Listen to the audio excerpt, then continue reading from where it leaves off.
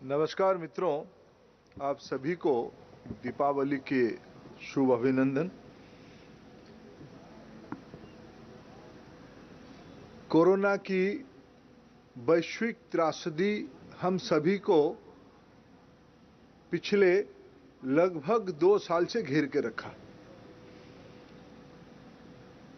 विश्व की कोई देश नहीं था उस त्रासदी में ग्रसित नहीं था। सरकार हो या समाज हो, अर्थनीति हो या राजनीतिक पार्टियों की कामकाज हो, सब चुनौती में रहे। सब अपने अपने कामों को रीडिफाइन करना कोशिश किए। इसी के कारण एक लंबे अंतराल के बाद, लगभग 1.5 साल के बाद, भारतीय जनता पार्टी की राष्ट्रीय कार्य समिति, जो हमारी पार्टी की एक महत्वपूर्ण इंस्टीट्यूशन है, एक प्रकार से आप लोग उसको देखते आए हैं, आज पहली बार पोस्ट कोरोना फेज में, कोरोना की उपरांत, हम प्रत्यक्ष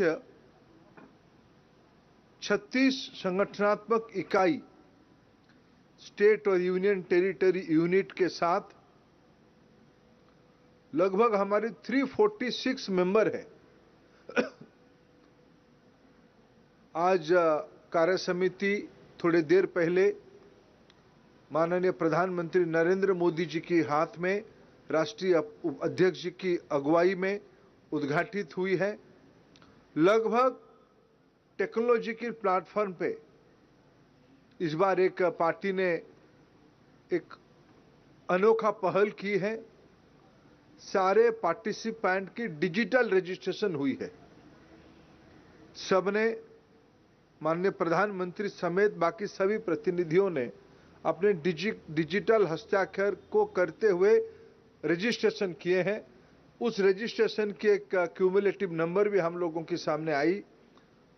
लगभग 342 तक सदस्य सारे इकाइयों के साथ उपस्थित है।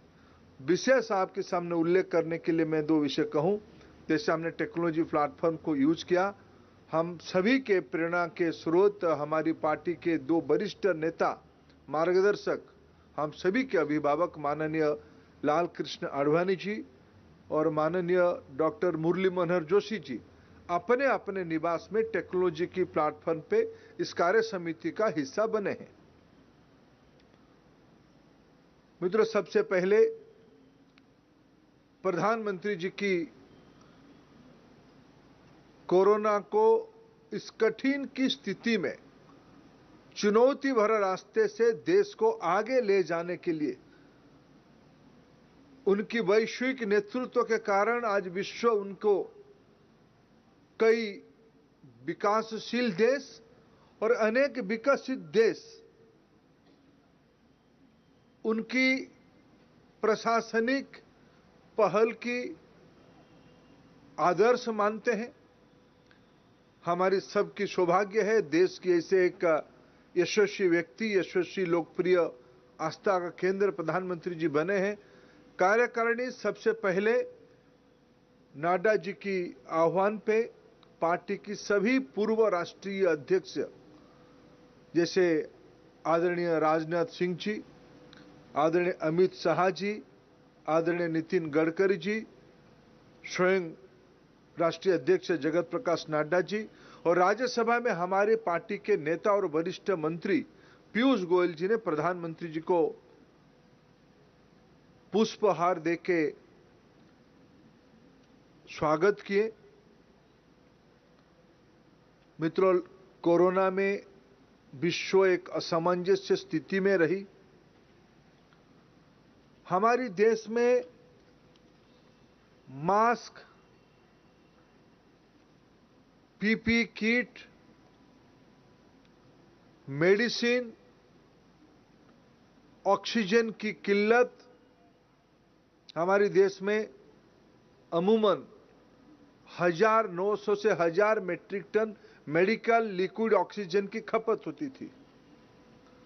इसी साल एक सप्ताह आया जिसमें हमारी खपत बढ़ के 9,000 मीट्रिक टन तक पहुंची। प्रधानमंत्री जी ने और भारत सरकार ने कोई कसर नहीं छोड़ा। मेडिकल ऑक्सीजन अमूमन देश की उत्तर इलाका में नहीं बनते हैं। औद्योगिक इलाका पूर्वी भारत में और पश्चिम भारत में बनता है। लॉजिस्टिक की व्यवस्था नहीं थी। रोड, रेल, आकाश मार्ग, जल पथ, सारे माध्यमों को उपयोग करते हुए देश के अंदर, देश की बाहर अनेक ऐसे अनोखा पहल करके मित्रों 2000 जनवरी में पहला कोरोना की टेस्ट पॉजिटिव भारत में हुई। विश्व में उसकी कोई अनुभव नहीं था। उसकी निदान कैसे होगा उसको किसी को कल्पना ही नहीं थी। लेकिन 9 महीने के अंदर अप्रैल महीना में 2000 अप्रैल महीने में प्रधानमंत्री जी वैक्सीनेशन के लिए टास्क फोर्स बनाते हैं। स्वयं उस लैबोरेटरीज को पहुंचते हैं, वैज्ञानिकों की हौसला बढ़ाते हैं, प्रोत्साहित करते हैं। उसकी सुखद परिणाम आज देश 100 करोड़ से ज्यादा वैक्सीनेशन पूरा कर चुका है। आबादी की 30% से ज्यादा लोग डबल वैक्सीनेशन ले चुके हैं। WHO जैसे संगठन भारत बायोटेक द्वारा निर्मित कोवैक्सीन को मान्यता दे चुका है। यह सब भारतीय लोगों की कोरोना से लड़ने की सामूहिक प्रयास है, प्रचेष्टा है, डिटर्मिनेशन है। आज माननीय प्रधानमंत्री उसी को नेतृत्व करते हुए हम सभी के लिए एक मिसाल बने हुए हैं। कार्य समिति उनकी उस पहल को देश की ओर से और विशेष करके पार्टी की ओर से आभार प्रकट किया और उनको देश की जनता की ओर से धन्यवाद दिया। मित्रों, किसी भी प्रकार की जब महामारी होती है, महामारी में लोग तहस नहस होते हैं, उनकी जानें जाती हैं। लेकिन जब जब भी विश्व इतिहास को हम पढ़ेंगे, जब महामारी या त्रासदी होती है, उसके उपरांत और एक चीज उसके साथ जुड़ जाता है, भुखमरी। अर्थनीति डिसरप्ट होती है, ट्रांसपोर्टेशन ठप होती है, काम काज, काम धंधे, ये सब जब लोगों को दुविधा में डालती है, सबसे पहले चुनौती रहता है अन्न की व्यवस्था कैसे हो। लेकिन प्रधानमंत्री जी की दूरदृष्टि के कारण, मित्रों, मैं आपको एक ऐसे ही सहज स्टैटिस्टिक्स बताऊं। संपूर्ण यूरोप की आबादी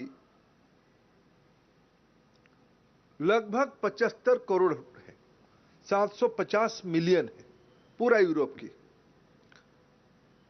और भारत में प्रधानमंत्री जी ने 2020 मई से अब की छठ पर्व तक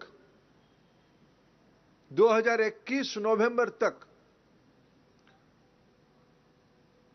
मनुष्य इतिहास में सबसे बड़ा फूड प्रोग्राम चलाई।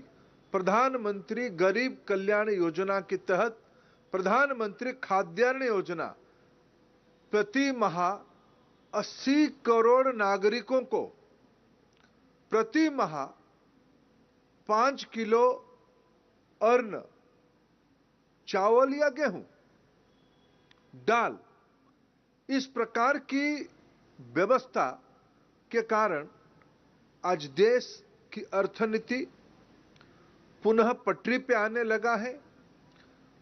कामकाज सहज स्वाभाविक होने लगा है, व्यवसाय बढ़ी है, जीएसटी कलेक्शन उसकी सबसे बड़ा उदाहरण है। स्कूल कॉलेज देश भर में खुलने लगे हैं, जिंदगी सहज होने लगा है। मित्रों, ये सब गरीब कल्याण योजना प्रधानमंत्री जी सही समय में सही निर्णय की लेने की, उनमें जो एक डिसाइसिव निर्णय की कैपेसिटी उनकी है, आज देश उससे लाभान्वित है। कार्य समिति ने उसके लिए भी उनको आभार प्रकट किया।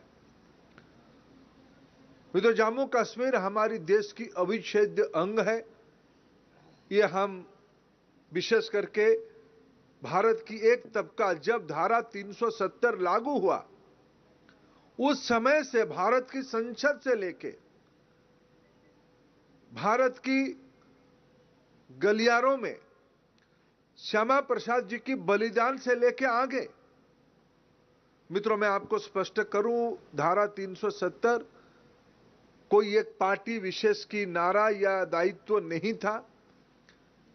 जो पार्लियामेंट्री प्रैक्टिस के विद्यार्थी हैं वो भली भांति जानते हैं, कांग्रेस की नेतृत्व भले ही 370 उस समय में लागू करवाया था, लेकिन कांग्रेस पार्टी तथा पार्लियामेंट में अनेक सदस्यों ने शुरुआत की दौर से धारा 370 जो अस्थायी था उसको उच्छेद किया जाए, नहीं तो जम्मू कश्मीर में विकास नहीं हो पाएगा। वहां के गरीबों की, वहां की आदिवासी, वहां की वंचित वर्ग, वहां की पिछड़े, वहां की पहाड़ी लोग, उनकी विकास नहीं हो पाएगा। ये महिलाओं को न्याय नहीं मिलेगा, ये शंका शुरू से की गई। लेकिन प्रधानमंत्री नरेंद्र मोदी जी की नेतृत्व, गृह मंत्री अमित शाह जी की कौशल्य के कारण आज जम्मू कश्मीर संपूर्ण विकास की राह पे चल चुकी है। वहां की धारा 370 2019 अगस्त 5 से हटने के उपरांत ये लगभग 2.5 साल हो गया है। उस 2.5 साल के अंदर आज जम्मू कश्मीर में निवेश बढ़ी है, पर्यटन बढ़ी है, श्रीनगर की नजारा बदली है। नौजवानों के साथ अभी अभी गृह मंत्री सीधा संवाद करके आए हैं। जम्मू कश्मीर में आईआईएम, आईआईटी, एम्स श्रीनगर और जम्मू में खुलने लगे हैं। ये मोदी सरकार की एक बड़ी उपलब्धि है। आज नड्डा जी ने उसको उल्लेख किया और याद किया। जब भारत सरकार ने मोदी जी के नेतृत्व में सीएए लागू किया, कई प्रकार की शंकाएं जताई गई थी। क्या होगा, क्या किसी को छोड़ दिया जाएगा, क्या नागरिकता क्यों दिया जा रहा है। मित्रों, हमें कहने की आवश्यकता कुछ नहीं है, दुनिया उसकी साक्षी है। कुछ महीना पहले जब तालिबानी ताकत अफगानिस्तान को दखल किए, प्रधानमंत्री नरेंद्र मोदी जी की दूरदृष्टि प्रमाणित हुई। जिन जिन समूहों को हमने सीएए के तहत संवैधानिक सुरक्षा देने की बात कहे थे, वो सारा विषय आज सभी को संवैधानिक ढांचे के अंदर सुरक्षा दी गई। आज उसके लिए भी कार्य समिति आभार प्रकट किया। मित्रों, इन दिनों में अनेक जगह पे अनेक पहल हुए हैं। देश शांति में रहे, प्रजातांत्रिक ताकत मजबूत हो। इतने बड़े देश में हमको लीगासी में और निर्णयता की लीगासी के कारण, इंडिसिसिवनेस के कारण अनेक क्रोनिक इशू हमारी सामने था। धीरे धीरे मोदी जी की सरकार उसको एक लंबे समय के लिए कॉन्क्रीट, कोई शॉर्टकट के आधार पे नहीं, भले ही कुछ विषय के लिए हमको सामूहिक रूप में आलोचना सहना पड़ा होगा। मैं उसके एक सबसे बड़ा उदाहरण दूंगा। आज स्थायी रूप में बोडोलैंड में अनेक वर्षों के बाद शांति स्थापित हुई है। ऐसे अनेक उदाहरण सामने आए हैं। देश की पूरब हो, पश्चिम हो, उत्तर हो, दक्षिण हो,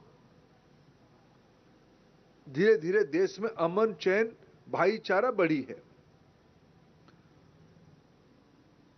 मित्रों, इन दिनों में किसानों के बारे में अनेक लोग अनेक बात कह रहे हैं। ये प्रजातांत्रिक देश है, सबको अपने अपने बातों को कहने का अधिकार है, लेकिन मैं तथ्यों के आधार पर कहूं, जब 2014 में हम लोग जिम्मेवारी संभाले, किसानों के खाते में सिर्फ 23,000 करोड़ रुपया की व्यय की व्यवस्था थी बजट में। अभी अभी वित्त मंत्री जी ने जो पिछले बार बजट स्थापित किया, वो एक्सपेंडिचर अमाउंट, व्यय की व्यवस्था 1,23,000 करोड़ तक पहुंची है। 10 किस्त की प्रधानमंत्री किसान सम्मान निधि दे दिया गया है। धान हो, गेहूं हो, दलहन हो, तिलहन हो, गन्ना हो, कपास हो, सारे एग्री कमोडिटी की, कृषि उत्पादित द्रव्यों की एमएसपी बढ़ाई गई है सीएससीपी की रिकमेंडेशन के आधार पे। और कोई तथ्य को आकलन करके देखें, आजाद भारत में highest government responsibility Modi ji की पिछले 7 साल के कार्यकाल में हुए हैं। इसीलिए आज की कार्य समिति मोदी जी को आभार प्रकट किया। मित्रों, ऐसे ही दलित मित्रों के बारे में, पिछड़ों के बारे में, आदिवासी वंचित वर्गों के बारे में अनेक कल्याणकारी कार्यक्रम और अनेक भावना की चीज लिया गया है, जो अतीत में सरकारों ने, जिनके हाथ में सरकार रही,